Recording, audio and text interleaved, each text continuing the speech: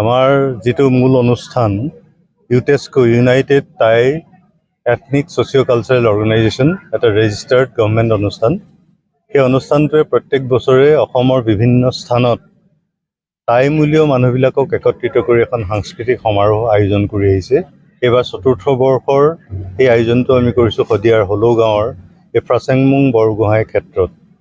আৰু আমাৰ কথাটো এইটোৱেই যে আমি পৃথিৱীত যিমানবিলাক টাইমূলীয় মানুহ আছে সেইটো চীন দেশতেই হওক, ম্যানমাৰত হওক, থাইলেণ্ডত হওক, লাওছ, কেম্বোডিয়া আৰম্ভ কৰি আমাৰ ভাৰতবৰ্ষৰ উত্তৰ পূৰ্বাঞ্চলত যিমানবিলাক বেলেগ বেলেগ টাই মানুহ আছে, সেই গোটেই মানুহবিলাকক আমি সাংস্কৃতিকভাৱে একত্ৰিত কৰি তেওঁলোকৰ মাজত এটা ঐক্য স্থাপন কৰিব আমি বিচাৰোঁ। লগতে চাওলুং চুকাফাই যিটো আদৰ্শৰে সৈতে সৌমাৰখণ্ডলৈ আহি এখন নতুন সাংস্কৃতিক অসম গঢ়ি তুলিছিল, এখন ৰাজনৈতিক অসমৰ ভেটি তৈয়াৰ কৰিছিলে, আমি সেই কথাখিনিক পুনৰবাৰ সমাজৰ মাজলৈ লৈ গৈ মানুহৰ মাজত ঐক্য স্থাপন কৰি এখন শক্তিশালী অসমীয়া সমাজ গঢ়িবৰ কাৰণে আমি প্ৰচেষ্টা চলাইছোঁ।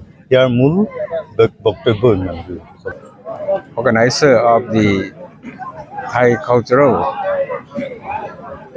of the cultural festival of the ethnic Thai. I joined this for the second time. Last time I also came to join. I am very impressed about the unity of the Thai people of different community in the whole of Asia. So I feel that the cultural festival will make people understand each other among the Thai group of different region of this country and also from abroad.